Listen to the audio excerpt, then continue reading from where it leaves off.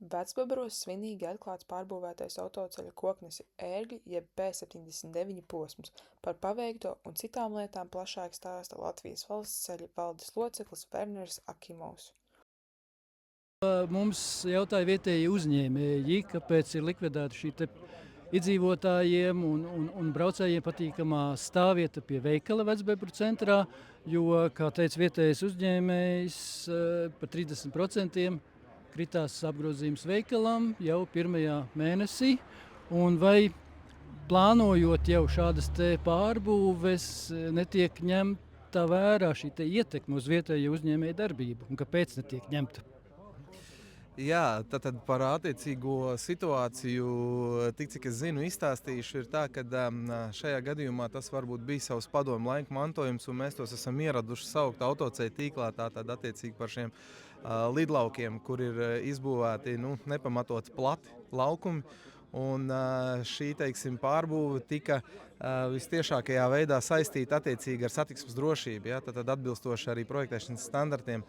Un, tik cik es saprotu no kolēģiem, tur arī veidojās kaut kāds aklais stūris, tāpēc tas tagad ir sakārtots tā, lai tā satiksmes organizācija atbilst kaut kādām drošības prasībām.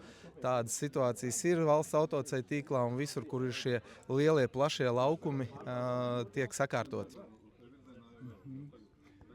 Un projektējot to neapspēlē šo jautājumu, ka varbūt tas tomēr būs negatīvs, nevis pozitīvs impakts.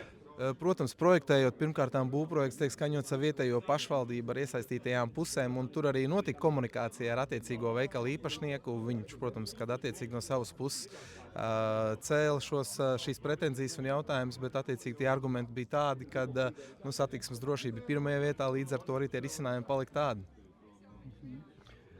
Par to, ko jautāja vietējie iedzīvotāji, augšā tur pie veikala ir arī pārējas, veselas 3 sanāk krustojums, ja, bet tur ir uzstādīti šīs vertikālie brīdinājumi, ka gājēji pārēja, bet nav uzīmēts horizontālās uz brauktuves. Kāpēc tā?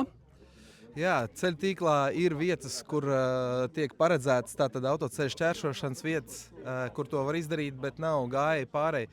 Tas arī satiksmes drošības jautājums, jo pēc statistikas un satiksmes drošības principiem ir tā, ka ja izvieto gājēji pārējas vietās, kur ir maz gājēji, tur ir attiecīgi standartā noteikts tās gājēju skaits, kuram ir jāizpildās, kur pārējai būtu jābūt.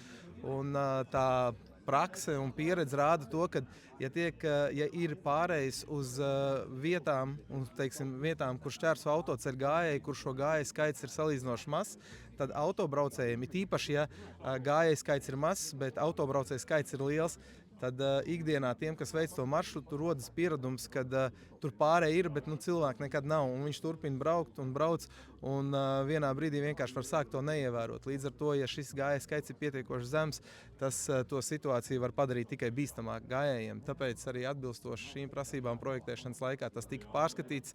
Un, protams, ir situācijas, ir izņēmumi, kur ir tie saucamie interešu punkti un tā, bet projektētājs to ir vērtējis, un tāpēc risinājums ir atbilstoši projektam. Tāds, kāds tas ir jābūt satiksmes drošībai.